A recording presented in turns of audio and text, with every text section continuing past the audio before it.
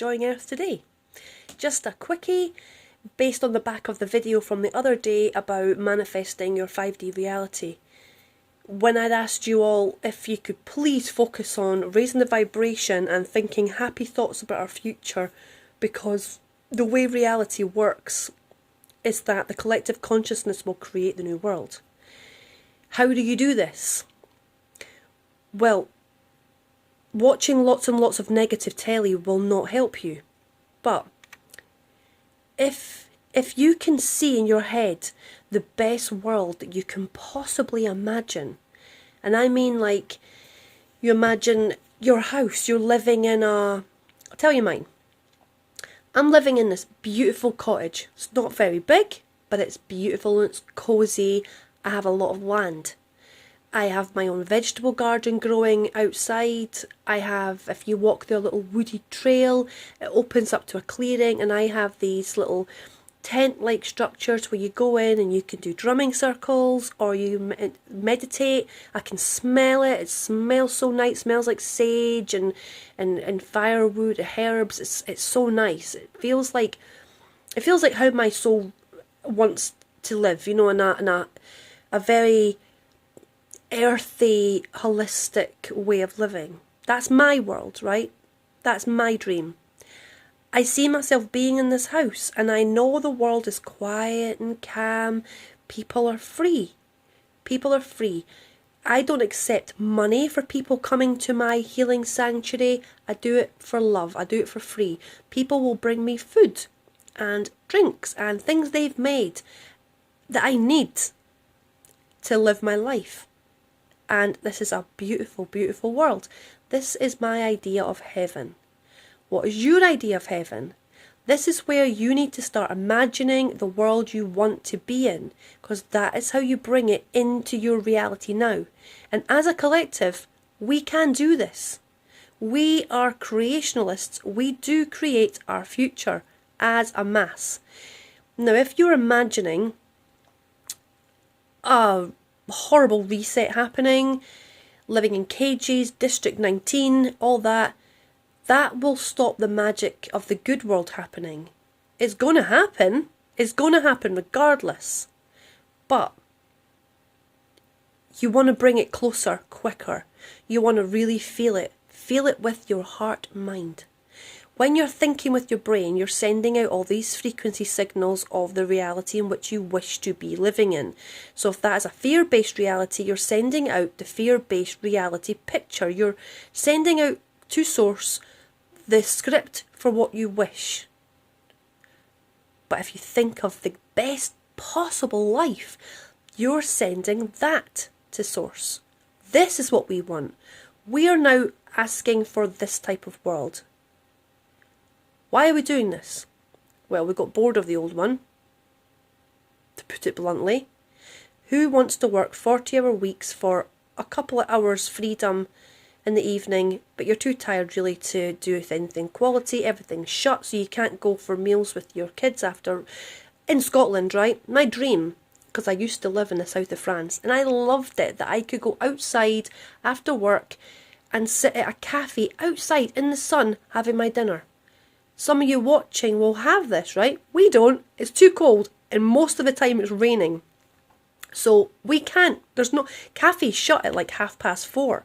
So you can't go out for your dinner unless you go to a restaurant. Sometimes you just want to go to a cafe, a coffee shop, and have something light for dessert. You know, it's not possible here. You have to go in a sit-down restaurant. So I would like it to be in a world that also has really temperate, lovely weather. I'm manifesting this. Will this cause a crustal displacement and we'll now be in the equator? Possibly, but we're happy. And the whole earth changes thing that I've seen, it is not as horrific as what it could be. I see inches of water rather than whole cities covered. I see displacement of people, but it doesn't happen fast. You'll know the tide keeps coming in. You're going to have to move inland. You're going to have to move higher up. But the world we're moving to, these things are achievable. You can move higher up. because we're not going to be based in a monetary system like we are now. If you don't know what kind of system you want, you just make it that it's heart-centered system. That's it, a heart-centered system. This does work. It really does work. Praying for what you don't want is worrying. So let's cut the worrying. It's no time now. I'm going to explain to you for a second how and why we can see our future.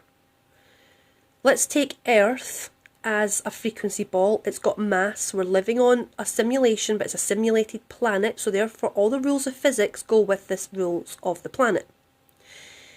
Earth vibrates lower. Time here is slowed. Now, I'm a spirit guide off planet looking at my avatars that I'm looking after on Earth. To me, it looks like I'm watching it in a quarter speed. It's slow, very slow.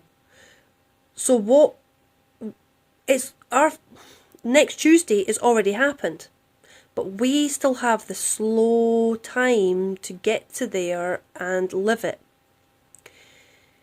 It's just the way we are, frequency slow. That's why our guides can say, no, that's not good. They can show us things a year in the future, 2 years, because it's so slow here that it has already happened, but we just haven't caught up with it yet.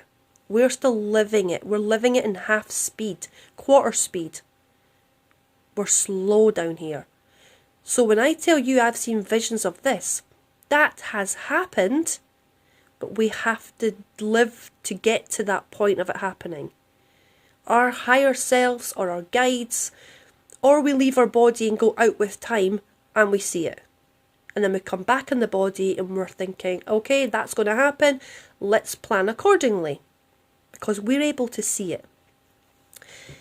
It's like our upload and download speed is really slow. Earth is on a dial-up network to source. Takes us a long time to get the information and a long time to download the information on this 3D, and it can be all out of sync, right? I mostly get my visions for 10, 15 years in the future. Gives you plenty of time to prepare. They never tell me next week this is happening.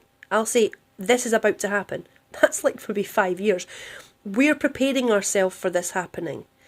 Like example, I put out 10 years ago that we were going to be going through, would have the choice of a medical procedure, and I was told I didn't need to take it.